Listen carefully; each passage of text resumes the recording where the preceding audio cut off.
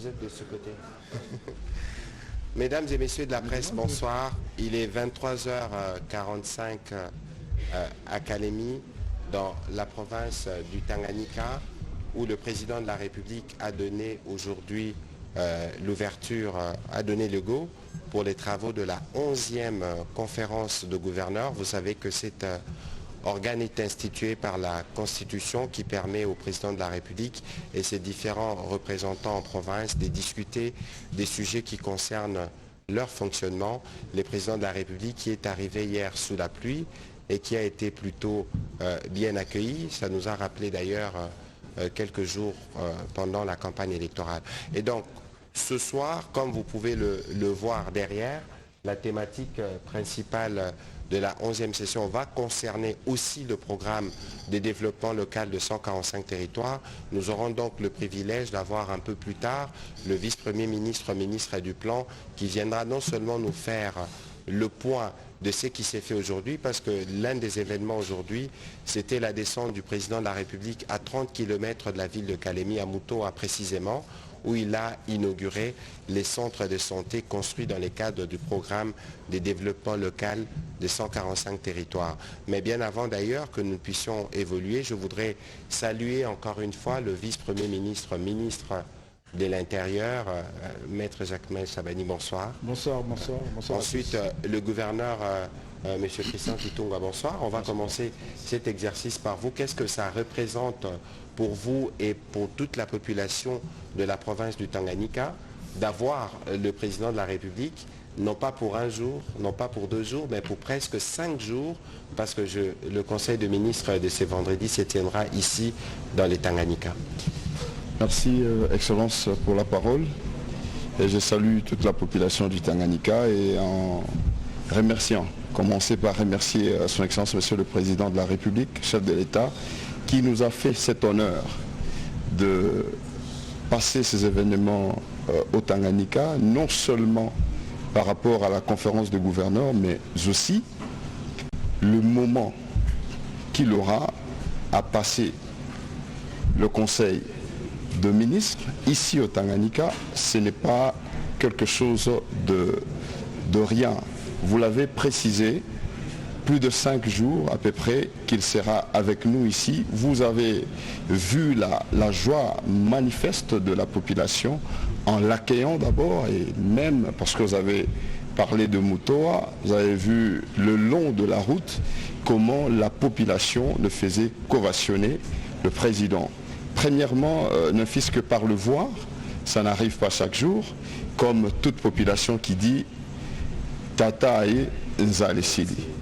Et donc, le président de la République est là, ça nous donnera l'occasion de le rencontrer quand nous disons nous, population du Tanganyika, toutes les couches confondues, parce qu'il va devoir recevoir les communautés, recevoir la jeunesse, rencontrer toutes les couches, la société civile, ainsi de suite, et cela permettra qu'il puisse palper du doigt de la situation du Tanganyika que nous lui faisons rapport via Son Excellence Monsieur le vice-premier ministre, ministre de l'Intérieur. Vous le savez, le Tanganyika a connu certainement des inondations et le président est là et nous nous sentons très très très soulagés parce que ces questions vont devoir prendre corps et que Son Excellence Monsieur le Président de la République, avant de partir, il nous donnera beaucoup plus de lumière et c'est l'espoir même de la population qui le voit et qui attend de lui ces résolutions. Voilà, on aura l'occasion de revenir dessus, mais les sujets, c'est la conférence de gouverneurs. Vous avez eu l'occasion de présenter la province du Tanganyika, un poisson électrique ou le Tanga et le Nika. Les Tanga et les Nika, voilà. 139 000 km², c'est la 3e plus grande province de la République démocratique du Congo. Exactement. Nous avons vu des travaux, en tout cas partout où nous sommes passés. Le président de la République a regardé les palais des justices en cours de construction. Brièvement, qu'est-ce que vous pouvez nous dire? Parce que vous avez été élu il n'y a pas très longtemps. Comment vous évoluez ici et quels sont plus ou moins les grands projets sur lesquels vous travaillez? Effectivement, vous allez le constater dans le cadre de PDL 145 territoires, parce que c'est aussi le grand thème de la conférence de gouverneurs. Et il y a des réalisations, notamment le palais de la justice, vous avez le centre de santé qui a été réceptionné, au niveau de News où il y a beaucoup d'édifices qui sont en train d'être faits, et le projet de la route Manono-Kalemi qui est le vecteur non seulement de paix, parce que ça apporte sur le plan de la sécurité, mais cette question va permettre à recouvrir cette situation ou cette posture du vecteur qui est le secteur multimodal, de l'eau, la route, le rail. Nous sommes à 125 km de Kigoma en Tanzanie. Et donc cette route-là permettra le développement de la province du Tanganyika. Le projet aujourd'hui, surtout avec la jeunesse qui réclame à l'État de l'emploi, nous au niveau de la province, nous avons commencé par d'abord créer la régie de grands travaux, la régie provinciale de grands travaux qui va non seulement au niveau de la province construire le route, mais construire le route avec le fils du Tanganyika, engagé, formé, donner de l'emploi, comme le président l'avait dit hier, Paquet parmi c'est son premier engagement. On aura l'occasion de revenir avec vous, monsieur le gouverneur. Monsieur le vice-premier ministre, ministre de l'Intérieur, vous avez travaillé assidûment à la préparation de cette première conférence de gouverneurs post-élection, même si c'est la 11e fois qu'il y a cette réunion, et vous avez choisi la thématique renforcer la gouvernance de province pour assurer la cohésion communautaire, facteur clé de la réussite du programme de développement local de 145 territoires. Monsieur le vice-premier ministre, la question: pourquoi mettre le 145 territoires au centre de cette première grande messe qui réunit à la fois les gouverneurs, le gouvernement et le président de la République?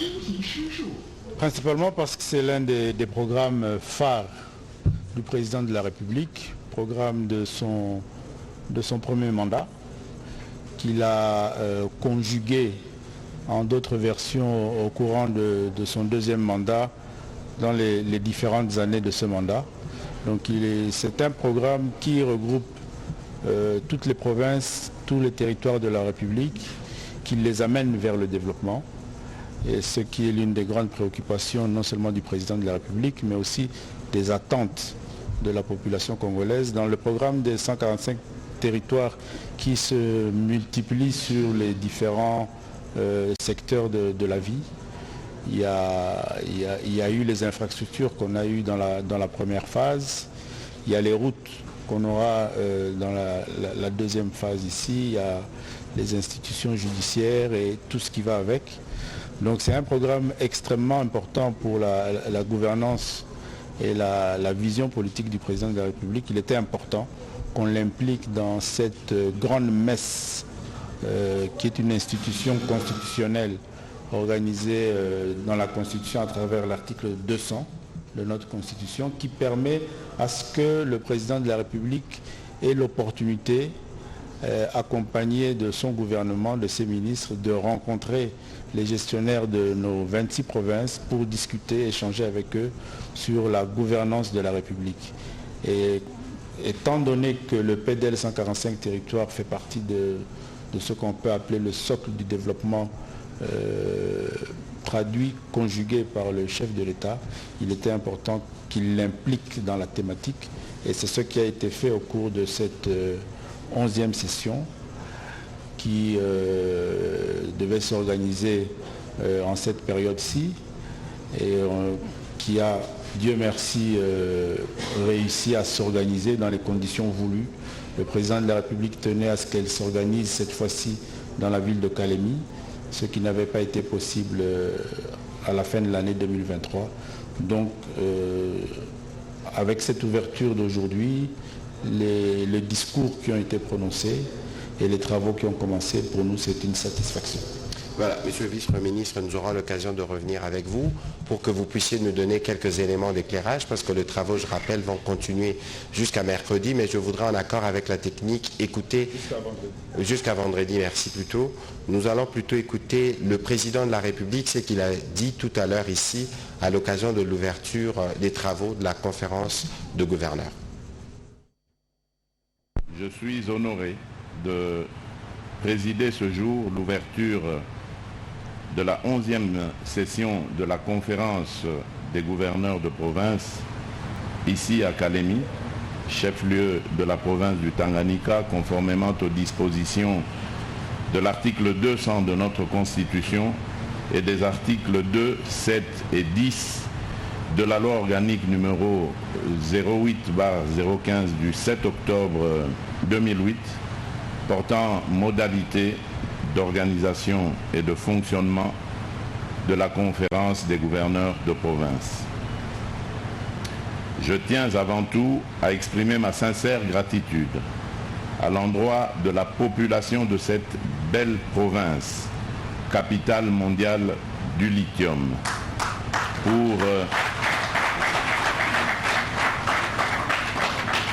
pour leur accueil combien chaleureux qu'elle m'a réservé. La conférence des gouverneurs de province a pour mission constitutionnelle et légale de formuler des avis et des recommandations sur les politiques à adopter et la législation à élaborer au niveau national.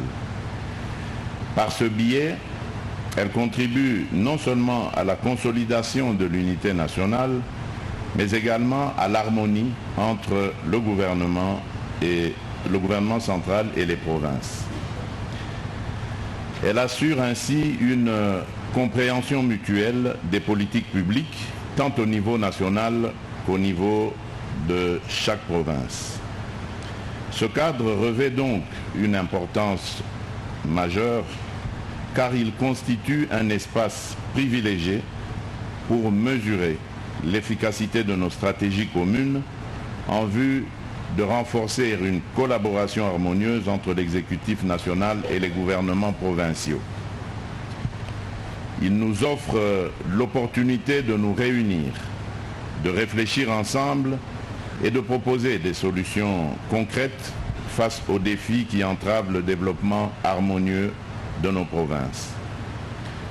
Nous avons le devoir, avec bienveillance et vigueur, d'accompagner à la fois les nouveaux et les anciens gouverneurs dans leurs efforts pour assurer une gestion efficace et un développement équilibré de toutes les provinces de la République démocratique du Congo.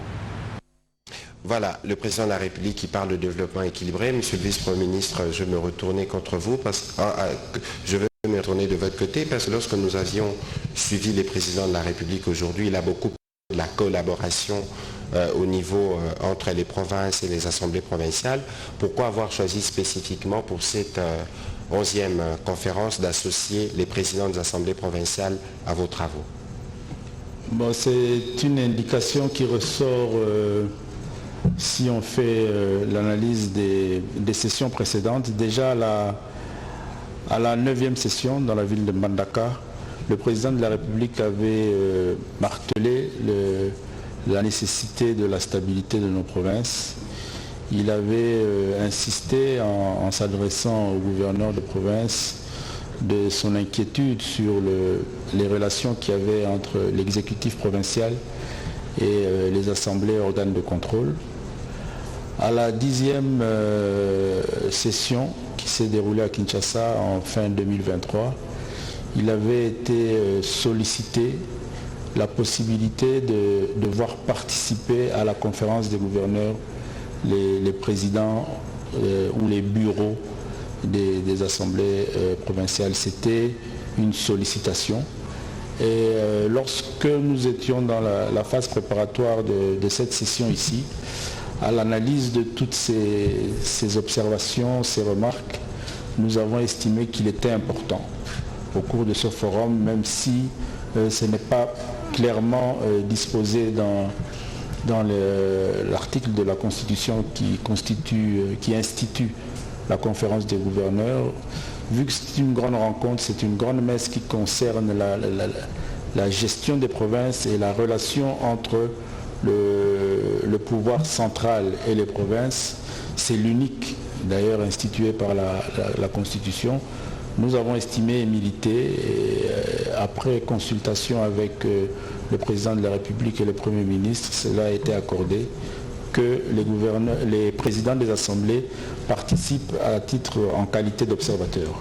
Et je crois que la journée d'aujourd'hui, qui a été une journée d'échange et d'exposé de certains experts, nous a démontré que c'est quand même une expérience constructive, parce qu'il y a eu des exposés sur les relations entre ces deux organes provinciaux, mais aussi entre les provinces et le gouvernement central, et ça a édifié plus d'une personne. Demain, on va encore continuer avec d'autres exposants et d'autres thématiques, et je crois que ça sera productif et ça va nous amener à arriver à stabiliser d'une certaine manière cette gestion et cet exercice démocratique d'un exécutif, d'un organe de contrôle qui travaille au bénéfice de nos populations. Merci. Nous avons quand même entendu les mémorandums des gouverneurs qui revenaient notamment sur les aspects qui concernent le contrôle parlementaire. Mais bon, on va prendre quelques questions pour vous, Monsieur le Vice-Premier ministre, parce que vous êtes encore au four au moulin, justement, dans les cas de ces travaux dont vous avez la coordination. On va commencer par une question de Messieurs Bienvenu Bakoumania, et puis nous prendrons Mathias Makolovera de la RTNC Tanganyika. Bonsoir, Monsieur le Vice-Premier ministre. Généralement, les gouverneurs des provinces adressent des motions de soutien au chef de l'État. Et aujourd'hui, il y a eu un fait nouveau. Les gouverneurs ont formulé une motion d'adhésion à la réforme de la Constitution. Est-ce que la conférence des gouverneurs était les lieux indiqués pour pareille déclaration? Bon, de principe, de telles activités, que ce soit au niveau national, même dans les organisations de la société civile, mais aussi au niveau international, il y a toujours une phase où il y a une motion particulière des participants qui vont dans une direction donnée selon la thématique de la conférence ou même l'actualité. Ici, si vous faites bien attention, cette motion elle est revenue sur plusieurs faits en soutien au président de la République par rapport à son action. Ils l'ont soutenu par rapport à son action sur la défense de l'intégrité nationale. Je crois que c'est aussi un fait qu'il ne faut pas négliger. Ils l'ont soutenu par rapport à sa gouvernance aussi. Mais l'actualité nationale retient aussi la problématique du débat sur la révision de la Constitution. Donc ce sont des citoyens congolais qui ont des responsabilités dans la gestion de la République. Et à leur niveau, ils ont estimé, et il faut discuter avec les gouverneurs de province, ils vous diront qu'eux-mêmes, selon aussi les attributions que sont les leurs, les rôles qu'ils jouent eux-mêmes en tant que gouverneurs de province dans la gestion de la République, de la chose publique, ils estiment à leur niveau, selon leurs fonctions, selon leurs attributions, selon les réalités qu'ils vivent au quotidien, les difficultés auxquelles ils sont confrontés, ils ont aussi.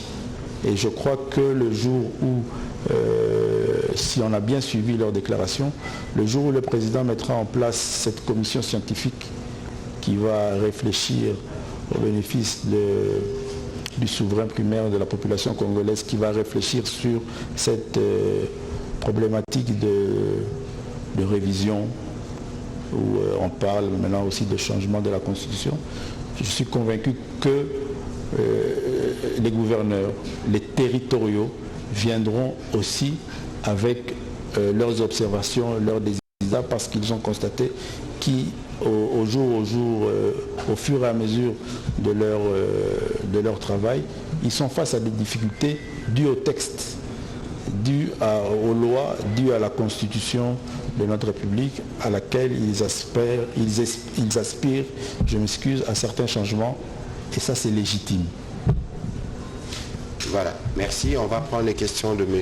Mathias Calavero. Comme ça, nous allons libérer le vice-premier ministre, ministre de l'Intérieur. Merci beaucoup, Excellence, Monsieur le ministre. Monsieur le vice-premier ministre, le gouverneur de province, dans leur mémorandum, ont soulevé également la question des conseillers communaux, qui devient une question très épineuse. Alors la question est de savoir pourquoi prendre des mesures, soit pourquoi mettre en place des structures alors qu'on n'a pas encore jusque-là les mesures d'accompagnement de ces structures-là. Bon, il faut retenir d'abord que la réforme sur la décentralisation est une initiative ou une volonté prise de façon la plus souveraine par la République démocratique du Congo depuis des années. Maintenant, elle a connu des difficultés au fur et à mesure de son implémentation.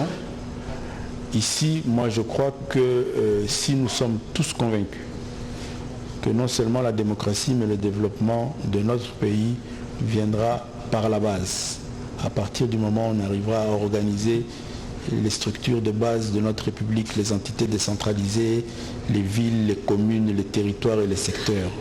Que c'est à partir de ce niveau-là que non seulement la démocratie, mais le développement, tel que le PDL 145 territoires, que c'est à partir de là que tout viendra. On ne peut que prendre de façon positive la volonté et l'initiative qui a fait en sorte qu'aujourd'hui, nous avons ces élus-là au niveau de la base. C'est vrai que nous faisons face à des difficultés, mais ensemble, au niveau du gouvernement et avec les provinces, nous sommes prêts à prendre des initiatives pour pallier à ces difficultés-là. Et au fur et à mesure, nous allons installer toutes ces entités, nous allons mettre en place tous ces responsables au niveau des entités de base, et je crois que c'est cela qui va permettre à ce qu'on ait une meilleure gouvernance, une meilleure cohésion communautaire aussi, et que le développement deviendra une réalité. Donc cela a été la volonté du président de la République à la veille de la préparation des élections de 2023. C'est des élections qui ont été reportées depuis 2006.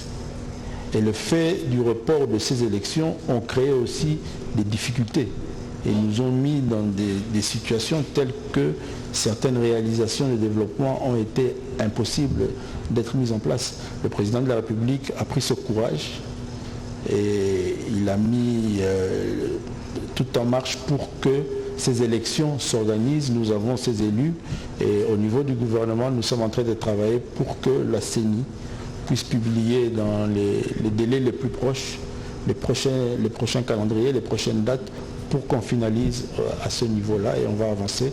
Je suis convaincu que c'est au bénéfice de la République. Voilà, Monsieur le vice-premier ministre, il y a beaucoup de questions qui vous concernent, mais on ne saura pas le prendre parce que d'abord, les travaux ne sont pas encore terminés. Aujourd'hui, vous nous donniez juste un aperçu de l'esprit qui anime ces travaux, mais peut-être une dernière préoccupation avant que vous puissiez partir d'ici, Monsieur le vice-premier ministre. Le président de la République fait de l'itinérance dans toute la République démocratique du Congo. Kalemi va battre les records avec 4-5 jours. Ne craignez-vous pas qu'il soit réclamé pour rester plus longtemps dans d'autres provinces? Pourquoi 5 jours à Kalemi? 5 jours à Kalemi parce que c'est le président qui a décidé. Il fallait d'abord venir pour la conférence des gouverneurs à la date qui était prévue pour la conférence des gouverneurs. Mais comme le président a déjà initié cette itinérance qui est aussi une promesse de campagne. Il avait fait savoir partout où il passait à ses électeurs qu'il reviendra et qu'il passera son deuxième mandat à circuler à travers la République démocratique du Congo. Donc d'une pierre deux coups, il lance la conférence des gouverneurs et il organise où il tient le conseil des ministres ici à Kalemi. Ça lui prend la semaine. Mais il ne termine pas seulement à Kalemi en termes d'itinérance en province. il faut annoncer à vos téléspectateurs que le président de la République sera ce week-end à Isiro et à Bouta. À Isiro pour la messe du centenaire de la Sainte Anouarite et à Bouta pour une visite de salutation et de courtoisie à la population de Bouta comme ses proches. Et le mois de décembre, il a encore 2 visites en province qui seront très bientôt annoncées avec 2 conseils de ministres en province si tout va bien. Voilà, merci beaucoup Monsieur le Vice-Premier ministre de votre disponibilité. Apparemment, il y a une question. Ben, allez-y rapidement aussi, le Vice-Premier ministre Desroches. Merci en tout cas, Monsieur le Vice-Premier ministre, ministre en charge de l'Intérieur. Dans le mémorandum des gouverneurs lus, il y a aussi cet aspect de la relation entre gouvernement provincial et assemblée provinciale, notamment avec ce qu'ils ont qualifié entre des chantages que font les députés provinciaux aux gouverneurs des provinces. Alors ma question est de savoir, qu'est-ce que vous pensez de cette situation? Est-ce que vous pensez que suffisamment Assemblée provinciale, gouvernements provinciaux ont aidé les provinces à renforcer la cohésion ou à développer? Et qu'est-ce que vous en pensez finalement pour la suite dans l'idée des discussions de la modification ou du changement de la Constitution? Une question au gouverneur de la province qui accueille le président de la République ainsi que sa délégation, tous les gouverneurs des provinces. Ça va faire 100 jours depuis que vous êtes à la tête de la province de Tanganyika. Quelles sont les grandes actions que vous avez déjà menées jusque-là, les bases que vous avez posées? Puisque nous, en venant d'ici, on a failli être lynchés par un groupe d'individus. On nous a dit que c'était des badauds. Oui, en arrivant au gouvernorat, c'était vers après 21h. Sécuritairement parlant, comment se présente la situation au sein de la province de Tanganyika? Voilà, on prendra les réponses du vice-premier ministre et le gouverneur pourra répondre plus tard parce que nous allons entamer la deuxième partie avec le vice-premier ministre, ministre du Plan. Monsieur le vice-premier ministre, allez-y pour cette question bonus. Oui, pour Madame Rachel, je crois que c'est tout à fait normal que les gouverneurs de province ont cette attitude de mal appréhender le rôle de l'Assemblée provinciale, mais il faut savoir ce que l'on veut. Je crois que tous ensemble dans ce pays, depuis les pères de l'indépendance, nous nous battons pour faire de la République démocratique du Congo, de notre pays, un État démocratique. Et le choix qui a été fait à la lecture des textes qui régissent notre pays, les assemblées sont des organes de contrôle. Et c'est ça la démocratie. C'est-à-dire c'est un exercice de redevabilité. Et par moments, lorsque vous êtes gestionnaire, ça apparaît comme des pressions, ça apparaît comme des embêtements. Mais c'est ce que veut notre système de gestion de notre territoire, de nos provinces. Et je suis très satisfait de la façon dont la conférence s'organise.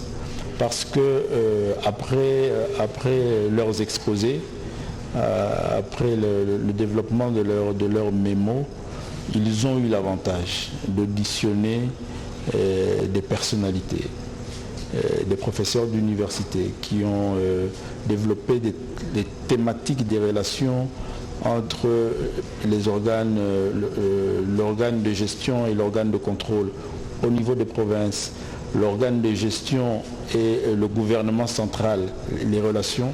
Ils ont eu l'honneur d'avoir le maître en droit administratif, l'un des maîtres en République démocratique du Congo, le professeur Bundowe. Ils ont eu aussi le professeur Chilumba, qui ont été très détaillés sur toutes ces questions et qui leur ont fait savoir que c'est un exercice démocratique qu'ils doivent accepter parce qu'ils sont l'émanation de l'Assemblée provinciale et c'est cette Assemblée provinciale qui reçoit le pouvoir de la population de la province, des électeurs de la province qui leur donne la responsabilité de gérer les biens de cette province. Et de par cette responsabilité, l'Assemblée provinciale a le droit et l'obligation de les contrôler et de les sanctionner à chaque fois qu'ils estiment que le gouverneur ou que le gouvernement provincial ou que le ministre provincial n'a pas joué son rôle, a mal joué son rôle. Et c'est ça que prévoient nos textes et c'est ça la démocratie. Et ils sont appelés à l'accepter et à jouer ce jeu-là. C'est un jeu démocratique de redevabilité qui se fait aussi au niveau national. Voilà, merci beaucoup Monsieur le Vice-Premier ministre pour vos éléments d'éclairage. Maintenant, nous allons, en accord avec la technique, demander la visite du président ou l'inauguration du président du centre de santé de Mutoa, à 30 km de la ville de Kalemi, où plus de 13 000 compatriotes ne devront plus parcourir 30 km pour rejoindre Kalemi pour se faire soigner.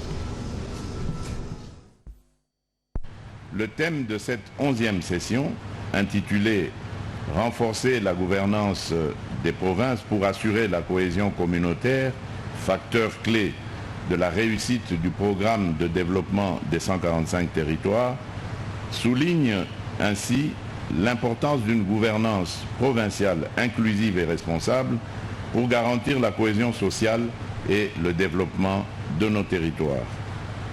À ce titre, il nous revient à tous, en tant qu'acteurs engagés, de faire preuve de détermination et de collaboration pour accélérer la mise en œuvre des initiatives prévues dans le cadre du PDL 145 territoires. Je considère ce programme comme une opportunité singulière de transformer la réalité socio-économique de l'arrière-pays en apportant des solutions durables et adaptées aux besoins des populations locales. Voilà, c'était donc le président de la République qui revenait dans son discours sur la partie qui concernait les 145 territoires. Nous aurons donc l'occasion de revenir sur les images d'illustration de Mutoa. Le temps d'accueillir le vice-premier ministre, ministre du Plan, M. Guylaine Yimbo. Bonsoir, M. le vice-premier ministre. Bonsoir, Monsieur le ministre. Vous êtes donc dans la suite du président de la République parce que dans cette conférence de gouverneurs, les sujets, c'est aussi les 145 territoires. Alors le gouverneur a été récemment élu.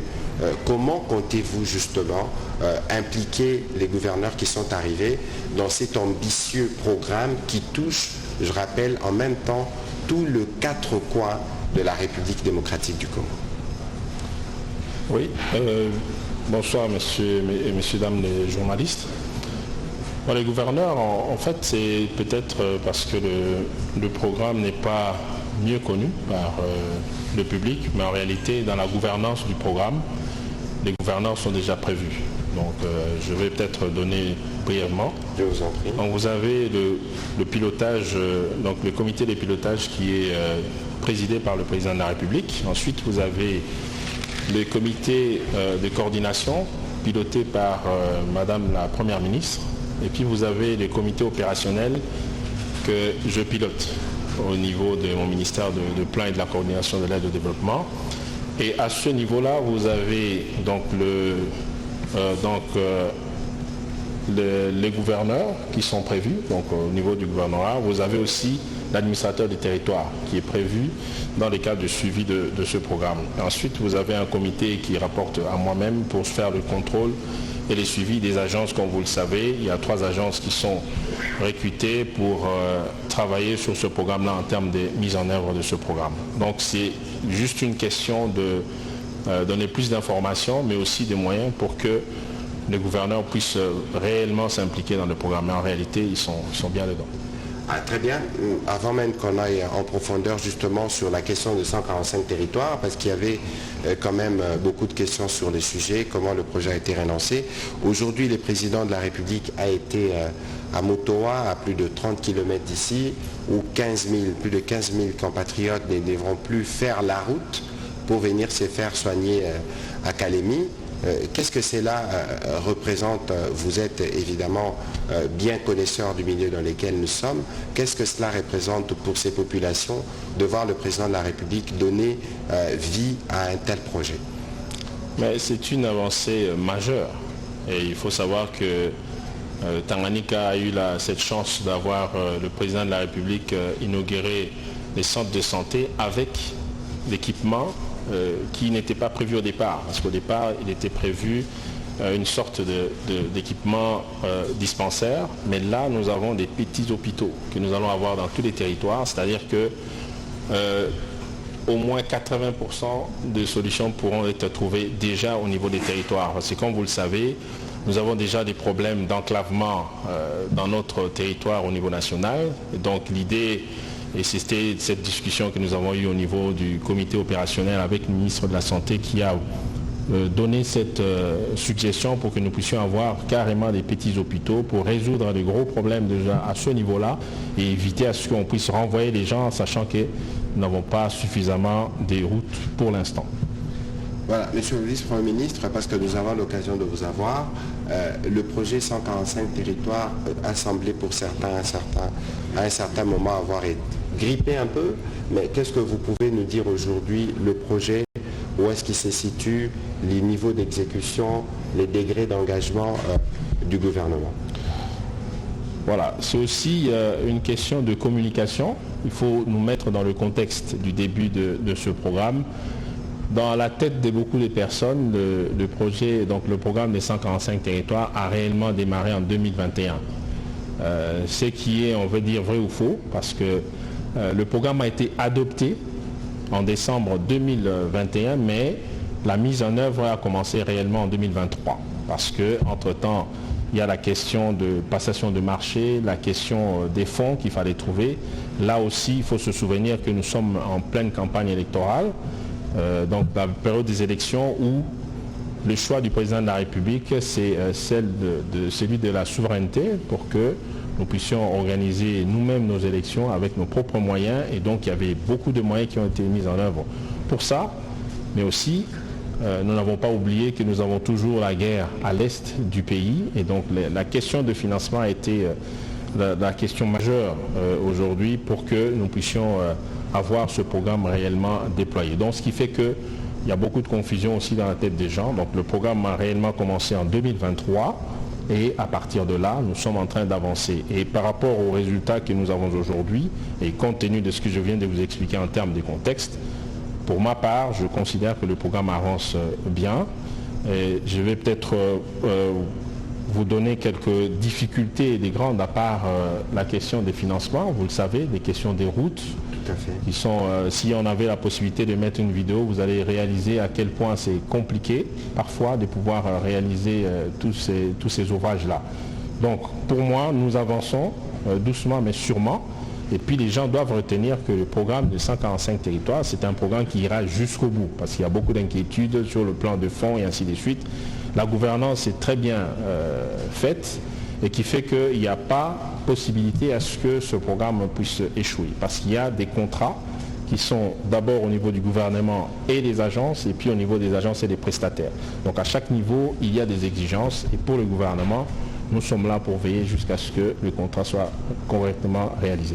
Alors, nous parlions en décembre dernier de 900 ouvrages prêts. Est-ce qu'en termes chiffrés, vous pouvez nous dire, parce que le président de la République a inauguré le centre de Mutoa, est-ce qu'approximativement on en est à combien de centres de santé, à combien de bâtiments administratifs, à combien d'écoles construites dans le cadre de ces programmes immenses?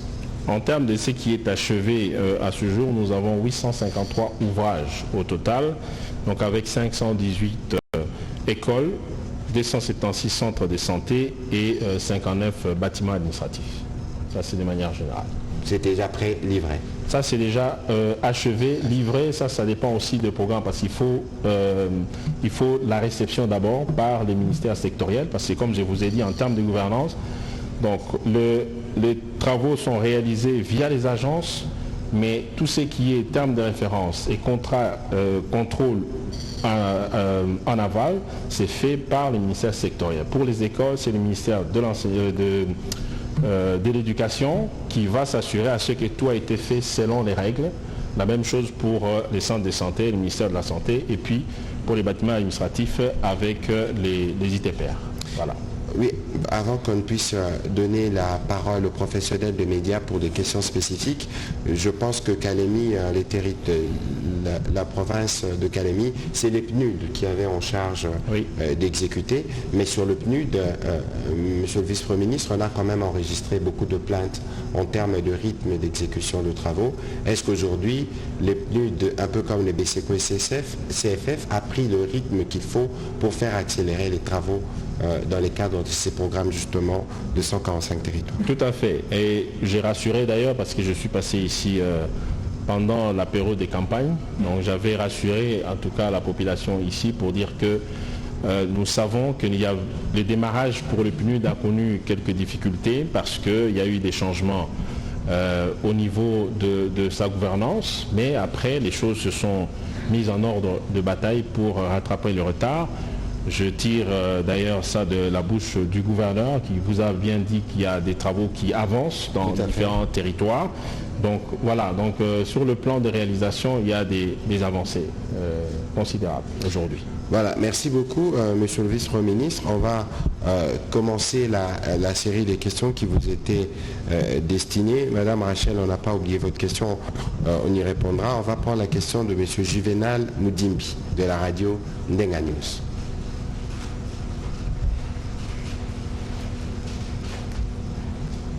Merci, monsieur le ministre. Ma question, c'est d'abord au vice-premier ministre sur le PDF 145 territoires.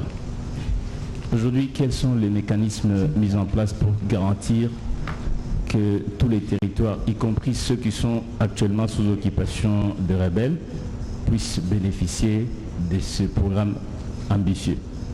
Et peut-être une dernière question au gouverneur de la province du Tanganyika.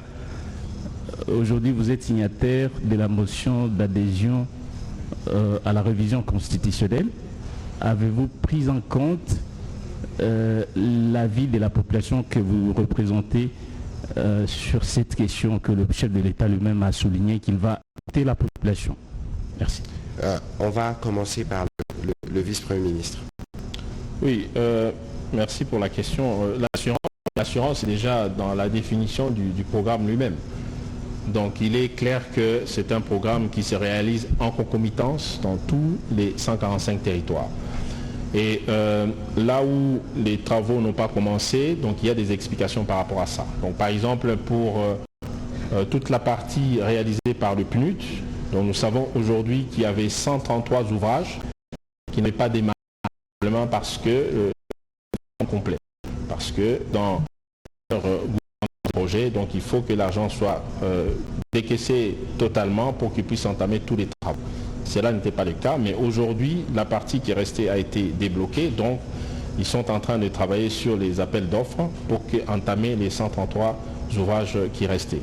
De même, pour CFF, BCECO, donc pour leur partie, il y a quelques ouvrages, mais pas beaucoup, qui soit ont démarré et ont été arrêtés compte tenu du problème des sites ou d'autres difficultés, parce que vous devez savoir aussi dans certains villages, il y a des difficultés parce que peut-être il y a la communauté qui ne se met pas d'accord sur là où on va réaliser le site. Donc il y a des petits soucis, mais pour ce qui est de l'assurance, ça je peux vous garantir que le programme est fait de telle sorte que tous les territoires pourront recevoir les ouvrages tels que prévus dans le programme. Merci beaucoup. Sur l'autre aspect de la question, ce n'est pas les sujets principaux, hein, parce qu'il ne faudrait pas que nous nous perdions. Nous sommes en conférence de gouverneurs, on parle de 145 territoires. Une motion a été faite, le vice-premier ministre y a répondu. Le président de la République sur ce sujet, il est clair, une commission sera mise en place, des propositions seront faites. C'est en ce moment-là que le peuple pourra évidemment donner son avis. Donc je voudrais rappeler cela pour que nous puissions continuer en tout cas les échanges sur les sujets principaux. Peut-être que le gouverneur... Vous dites ? Non, c'était une question qui concernait les gouverneurs justement sur la problématique de la révision. Peut-être que si vous avez un petit commentaire, vous pouvez y aller. Sinon, on va prendre une autre question. Effectivement, sauf s'il faut reprendre la question de Madame Rachel aussi, je ne sais pas.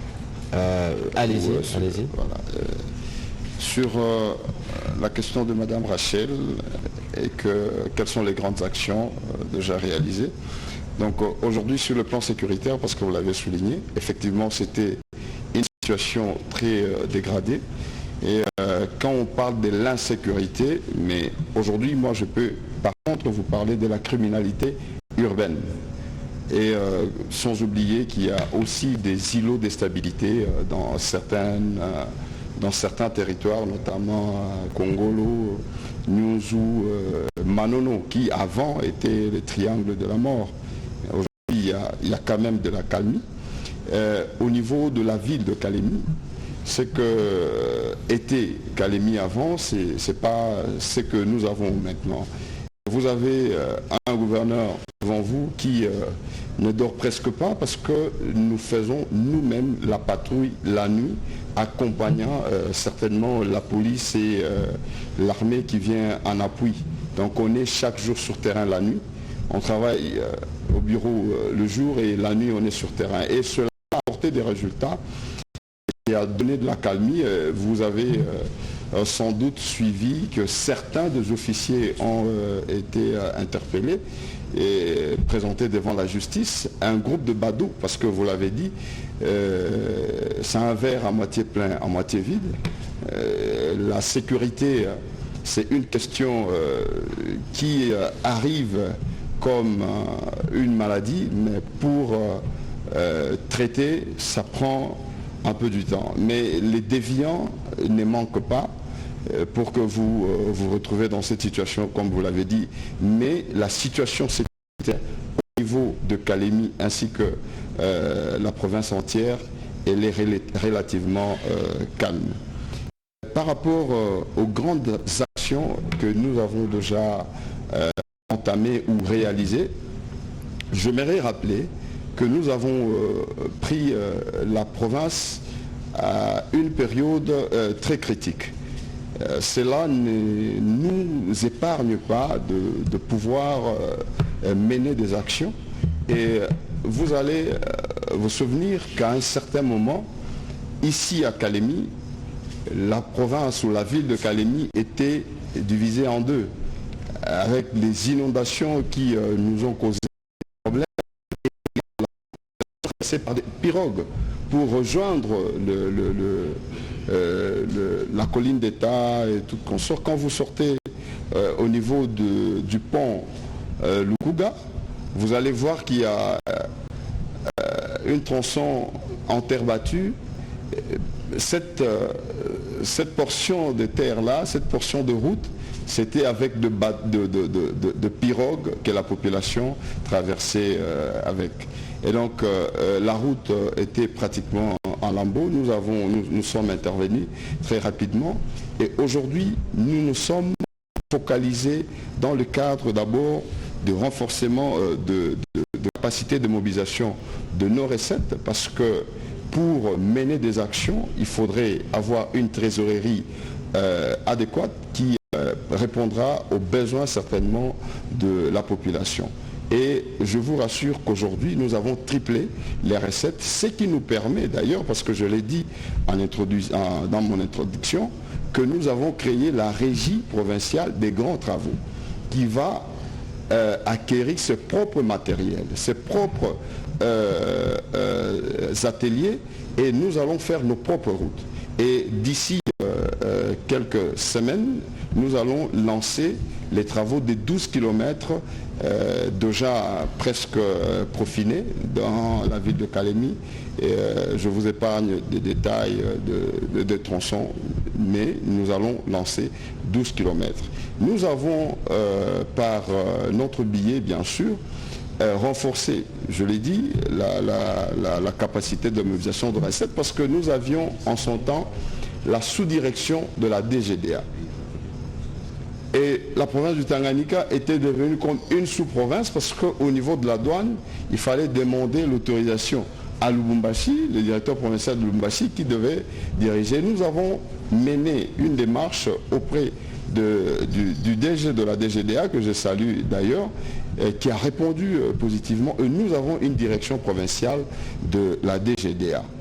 Nous avons créé la fonction publique provinciale parce que au niveau de la régie, chaque gouverneur qui est arrivé a mené ses gens, chacun avec son expérience, et cela perturbé. Par moment, certains ont été formés avec le moyen de l'État au niveau de la régie, mais quand un gouverneur arrive, tout le monde part et il amène d'autres personnes. Et donc nous créons une nouvelle dynamique en installant la fonction publique provinciale qui permettra à ce que les institutions soient fortes avec des agents rassurés, matriculés et qui subiront une formation, et cette fois-là permettra à ce qu'au niveau de la régie, au niveau de la province, que nous ayons une stabilité.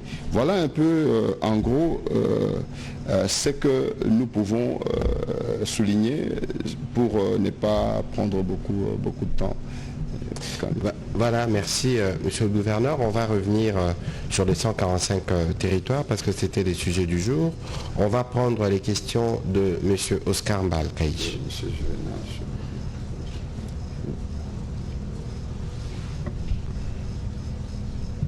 La question, M. Julien, sur la motion.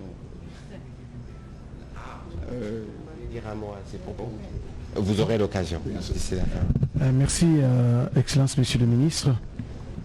J'ai une petite question. Bon, celle qui était destinée au VPM du plan a été vidée parce que l'une des agences d'exécution, notamment le PNUD, le ministre Mouyaya a posé cette question sur les rythmes du travail.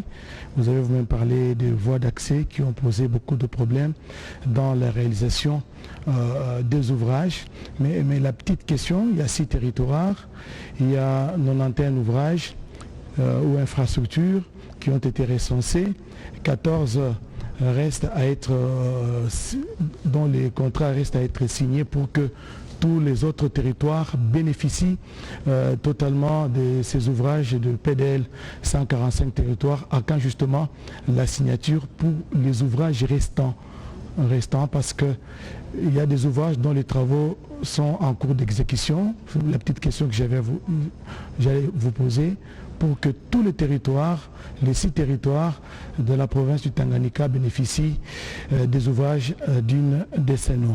J'ai 2 petites questions à poser à Monsieur le Gouverneur de la province du Tanganyika à l'occasion justement de la 11e session de la conférence des gouverneurs. Vous avez beaucoup attendu cette conférence. La 10e a été organisée à Kinshasa. Nous y avons pris part au Palais de la Nation. Plusieurs recommandations avaient été formulées en son temps. Et je vois pratiquement les mêmes recommandations reviennent parce que j'ai suivi les mémorandums des gouverneurs qui ont été élus par le gouverneur de la province de Lomami. Dans les désiderata des gouverneurs, vous sollicitez la mise en œuvre de la caisse de péréquation. Vous sollicitez qu'on puisse tenir compte de la paye des arriérés des salaires des gouverneurs et même tout naturellement, il y a quelqu'un qui a soulevé la question des conseils communaux, je pense. Vous sollicitez donc des arriérés. C'est les mêmes recommandations qui viennent. Comment comptez-vous vous en sortir? Parce que vous faites partie de tous ces gouverneurs. Les chefs de l'État ont pris bonne note. Qu'est-ce qui va advenir? Est-ce que vous avez foi que vos désidérata seront cette fois-ci pris en compte? Une petite deuxième question pour terminer. Je ne vais pas monopoliser la parole. Le port de Kalemi, c'est un des ports les plus importants de la province de Tanganyika. Il constitue aujourd'hui un port pour la consommation de produits en provenance de la Tanzanie, de la Zambie et du Burundi, et non un port d'exportation. Et vous, en tant que gouverneur, quelle est la politique que vous allez utiliser? Que comptez-vous faire pour relancer les activités économiques de ces ports d'un grand intérêt pour la province de Tanganyika?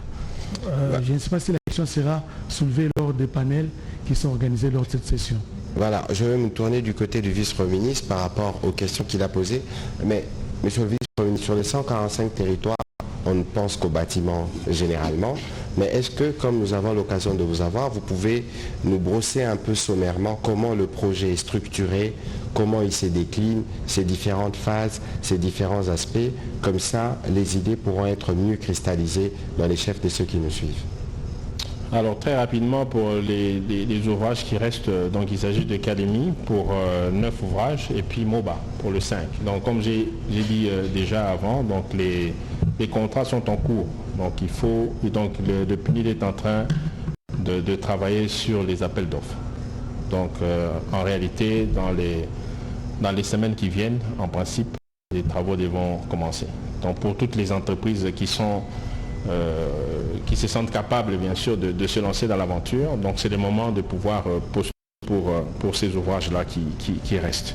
Alors de manière générale et comme je vous l'ai dit, la question de communication, donc aujourd'hui on pense que le projet PDL c'est seulement les écoles, les bâtiments administratifs, les centres de santé, mais c'est plus que ça. Donc c'est plus que ça parce que nous avons, ça ce n'est qu'une partie de la première composante qu'il s'agit juste de la question des infrastructures. Donc il y a les infrastructures routières, donc les routes agricoles, et puis ceux qui sont déjà en train d'être réalisés. Et puis vous avez la question du développement des chaînes agricoles, donc des chaînes de valeur agricole. Donc là, c'est vraiment la partie la plus, je veux dire, la plus intéressante de ce projet, parce qu'en réalité, c'est ça qui va booster les économies locales. Et là, encore une fois, c'est là où nous posons le problème et demandons au gouverneur, parce que vous avez posé la question de comment ils peuvent être impliqués, c'est de préparer les populations pour qu'elles soient prêtes à recevoir ce projet-là quand le financement va être débloqué à ce moment-là. Donc il s'agit des questions des terres. Vous savez aujourd'hui que la question des terres pose beaucoup de problèmes à certains endroits. Donc il faut déjà préparer ces endroits-là pour que les provinces ou les territoires soient prêts à recevoir le projet. Mais vous avez aussi la question des renforcements des capacités. Si vous allez remarquer qu'il y a des plaintes à gauche, à droite, nous en avons eu même avec certains députés pour dire que non, voilà, il y a des réalisations qui ne sont pas nécessairement au top. Mais là aussi, c'est une politique qui est assumée parce que le président de la République veut à ce que ce soit les enfants de ce pays qui puissent réaliser tous ces projets-là. Mais pour ça, donc il y a un accompagnement qui est prévu, c'est cette composante-là des renforcements des capacités pour leur permettre d'absorber tous ces projets-là. Et enfin, il y a la composante de géoréférencement. Donc ça, c'est une question pour éviter des contestations. Parce qu'il y en a d'autres, vous dites, voilà, il y a telle réalisation à gauche ou à droite, mais ils vous disent que non, moi j'étais là, mais là, ça va pouvoir régler cette question-là parce qu'on ne pourra pas tricher. Donc vous allez sur une plateforme et vous cliquez et ça vous envoie directement là où l'ouvrage se trouve. Donc il y a beaucoup de réalisations, on ne parle pas de forage, donc il y a au moins 3071 forages qui sont prévus. Il y a des kilomètres, en termes de kilomètres de routes, on parle de 40 000 routes. On va commencer d'abord par 10 000 routes, hein, donc pour les travaux, 10 000 kilomètres de routes. Il y a 418 mini-centrales solaires prévues, 471 km de lampadaires, il y a 447 sources d'eau aménagées, 636 bâtiments, donc ils vont arriver pour bâtiments administratifs des secteurs, donc il y a 1450 logements pour les autorités territoriales, et voilà, 283 marchés modernes avec espace de vie, donc il y a toute une panoplie des choses qui doivent encore être réalisées. Comme je vous ai dit, ici, nous allons travailler sur la question de financement. Donc, il y a une stratégie qui est en train de se mettre en place pour que nous puissions mobiliser suffisamment de revenus pour nous permettre de réaliser tout ça. Donc, si vous regardez le programme des 145 territoires, c'est vraiment, comme on dit, une vision magnifique du président de la République, parce que rien qu'avec ce programme, vous allez retrouver dans les 6 engagements du président de la République, tout ça se tient. Donc vous avez la question de l'emploi qui va être résolue parce qu'avec les économies locales, avec ce qui est déjà en train de se faire, vous avez des engagements au niveau local. Et ici, vous avez la question de la sécurité avec des autorités qui vont être mises plus proches de la population. Vous avez la question du pouvoir d'achat, comme je l'ai dit tantôt, toujours dans la question des économies locales qui seront qui pourraient être réglées. La question de la diversification, parce que là, pour les économies, j'ai parlé de l'agriculture, essentiellement parce que vous devez savoir que l'agriculture intensive, bien sûr, c'est la première phase dans le cadre de notre programme de développement, le PNSD, Programme stratégique de développement. C'est le premier palier où nous avons une agriculture intensive. Donc nous répondons bien à cet aspect-là. La question d'accès aux services sociaux. Nous avons la question des écoles, la question des centres de santé qui est en train d'être répondue aujourd'hui. L'efficacité des services publics. Et là encore, on est en train de rapprocher le service public tout près de la population. Voilà un programme complet et que moi, personnellement, j'encourage pour que tout le monde puisse le porter. Éviter plutôt des polémiques, comme je vous dis, c'est garanti. Ce programme va se réaliser jusqu'au bout et ça va nous permettre, à la fin de ce qui est prévu pour cette partie, nous comptons organiser une grande revue qui va nous permettre de régler les imperfections. Et ces imperfections-là vont permettre à ce que nous puissions avoir une deuxième édition qui va encore amener plus d'éléments au niveau de chaque territoire. Et vous pouvez vous imaginer la République qui va avancer concomitamment avec 145 territoires. Et sur le plan des investisseurs qui pourront venir, vous voyez très bien que, en termes de ceux qui ont une vision, ils peuvent voir que la RDC va pouvoir avoir un boom extraordinaire. En parallèle, vous devez aussi le savoir, nous sommes en train de travailler sur le climat des affaires pour être conséquent. Parce que ça demande beaucoup de moyens, comme je l'ai dit, mais il faut que l'État puisse être accompagné par les privés pour des grands investissements, essentiellement des routes, l'énergie, l'eau et tout. Ça demande beaucoup de fonds et il faut que les privés puissent entrer en jeu. Et pour entrer en jeu, nous sommes occupés à perfectionner justement la question du climat des affaires. Il y a une nouvelle feuille de route qui est en préparation et un plan stratégique qui est aussi en préparation. Donc c'est quand même quelque chose où nous demandons l'appui de tout le monde et l'accompagnement pour que nous puissions mieux le réaliser. De toute façon, nous, on va s'organiser, en tout cas en accord avec vous. Nous en avons déjà discuté sommairement pour que les médias puissent véritablement s'impliquer dans les suivis. Parce qu'il est une chose, nous disons ce que nous faisons, il est une autre. Il faut qu'on arrive à montrer, encore que pour nous, l'impact le plus important, c'est les changements qu'on apporte dans les quotidiens des bénéficiaires. Et d'ailleurs, monsieur le gouverneur, avant que vous ne puissiez répondre aux questions qui étaient les vôtres, parce que nous devons clôturer cet exercice, mais comment vous avez, vous, personnellement, accueilli, perçu la joie, en tout cas, des compatriotes que nous avons vus à Mutoa aujourd'hui, au passage du président de la République? Non, c'est époustouflant parce que déjà, avant que le chef de l'État n'y arrive, avant que le VPM plan n'y arrive, parce que le VPM est passé avant l'arrivée aussi du président de la République, et j'y ai été plus de 2 fois, et déjà, c'était ces vœux ardents de la population de commencer à consommer le service et cela est matérialisé aujourd'hui. Vous avez vu, vous avez lu la joie de cette population qui ne devra plus, vous l'avez souligné, faire le 30 km pour venir à Kalemi et avec la technologie qu'on a vue, une technologie un peu plus avancée et où les médecins pourront communiquer avec des spécialistes qui, par moment, ne sont pas à Kalemi, mais qui seront à l'extérieur. La télémédecine, en tout cas, il y a un dispositif qui a été... Exactement. Et donc, nous avons vu une joie que cette population n'a jamais. Et surtout, la symbolique, voir le chef de l'État, le président de la République s'y rendre, être à Mutoa pour lancer et montrer à la population que même au niveau le plus reculé, le chef de l'État est là pour apporter des solutions à sa population. Voilà, si vous pouvez ramasser les questions qui vous ont été destinées. Sur la question de la conférence du gouverneur, peut-être qu'il fallait que le vice-premier ministre puisse y répondre, mais il faut considérer que c'est une autre période qui a commencé. C'est la première conférence de gouverneur depuis des élections. Les esprits, en tout cas, sont renouvelés. Le président de la République l'a dit ce matin. Pour le reste, il faut attendre de voir ce que sera. Je ne sais pas comment le gouverneur peut réagir à ce sujet, mais en tout cas, par rapport à Kalemi, c'est que ça représente le port. Qu'est-ce que vous pouvez nous dire? Et ce sera peut-être les derniers mots de cet exercice. Effectivement, M. Oscar l'a dit, le port représente un grand atout pour nous. parce que nous sommes ouverts aux pays voisins, la Zambie, la Tanzanie, le Burundi, les Sud Kivu, le Nord Kivu également. C'est dire que celui qui investit aujourd'hui au Tanganyika a l'audience de la Tanzanie, le Burundi, la Zambie, ainsi que les deux autres provinces qui sont de provinces voisines par voie lacustre. Et par rapport à l'exportation, nous allons rappeler que le Tanganyika a le coltan, la cassitérite, le nobium, donc disons le minerai 3T, et qui sont exportés via le port de Kalemi.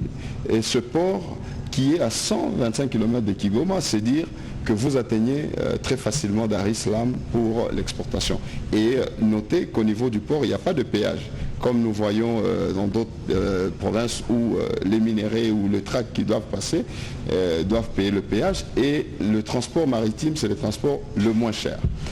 Aujourd'hui, nous avons une nouvelle donne avec la société Manono Lithium qui vient d'avoir ou d'acquérir le permis d'exploitation et qui va commencer la construction d'une usine de transformation de lithium, et que le mot qui est où le président de la République l'a souligné, le Tanganyika, la capitale de lithium, c'est dire que va prendre sa forme, dans le sens de dire la transformation de lithium, parce que la transition écologique aujourd'hui, qui est à la une au niveau mondial, on ne peut pas parler de transition écologique sans parler du Tanganyika, parce que partout au monde, la concentration de lithium du Tanganyika est plus de 6%, c'est qu'on ne retrouve pas au monde. Et donc, aujourd'hui, l'exportation, l'importance du port sera encore plus accentuée au-delà de ce qui se fait déjà maintenant, avec les investisseurs qui sont en train de venir, et surtout, je l'ai dit, avec la route Manono-Kalemi que son Excellence, Monsieur le Président, a eu à impulser au niveau de la province du Tanganyika. Donc ceux qui sont en retard aujourd'hui d'investir au Tanganyika, c'est maintenant le moment.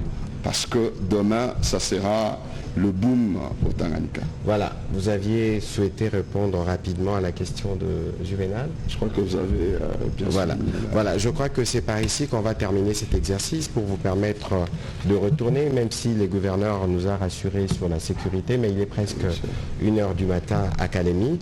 Monsieur le vice-premier ministre, on n'a pas eu le temps de puiser évidemment toutes les questions liées au programme des PDL, mais nous avons dit l'essentiel. Quels peuvent être vos mots pour résumer, ne fût-ce que pour la partie du Tanganyika? Nous aurons d'autres cadres, nous pourrons aller un peu plus en profondeur sur l'évolution de ce projet. Oui, demain il y aura l'opportunité, parce que je serai au panel ici, donc pour présenter le programme tel qu'il a été conçu. Mais ce que je voulais dire, c'est encore une fois rassurer. Il faut savoir que c'est un programme qui est formulé de manière aussi particulière, c'est qu'on part de la base, c'est qu'il y a eu une consultation voulue par le président de la République pour que la population puisse faire des propositions et adhérer à ce projet. La preuve, c'est que si vous regardez en termes d'accueil, c'est un programme qui est très bien accueilli. Tout à fait. Et ici, comme j'ai dit, au Tanganyika, c'est pour rassurer la population, pour dire que ces ouvrages seront bel et bien réalisés et donc ils peuvent être apaisés. Et donc nous sommes derrière le PNUD pour le pousser à pouvoir nous donner des résultats le plus rapidement possible et que nous puissions passer à d'autres phases qui sont déjà prévues et annoncées comme je viens de le faire. Merci, Monsieur le Gouverneur. Un dernier mot. C'est dire merci au chef de l'État qui a choisi cette province, et surtout à symbolique, 5 jours, plus de 5 jours au Tanganyika, et ça nous permettra de discuter et de présenter les difficultés que nous avons, qui sont énormes, et la population, dire aussi merci à la population de la confiance qu'elle continue à nous faire, et merci parce qu'ils ont très bien accueilli les chefs de l'État dans sa province. Sous la pluie, il fallait le faire. Sous la pluie, effectivement. Nous l'avons vécu aussi pendant la campagne électorale lorsque nous avions eu le privilège de l'accompagner. Mesdames et messieurs de la presse, merci de votre disponibilité. Peut-être qu'en fonction de l'agenda, on pourra revenir pour un dernier exercice. Kalemi, c'est une nouvelle étape dans l'itinérance du président de la République. Et considérez que la capitale, pour le temps que le président de la République est là, la capitale se trouve ici. Tous les gouvernements y sera vendredi et tout l'état-major y est. C'est dire que pour le président de la République, la province du Tanganyika est une province qui est un peu comme toutes les provinces aussi, qui est une province qui figure bel et bien dans son agenda. Et le président de la République a dit ici qu'il était le président de tous les Congolais pour ceux qui l'ont élu et pour ceux qui ne l'ont pas élu. On termine par là. Merci et bon retour chez vous.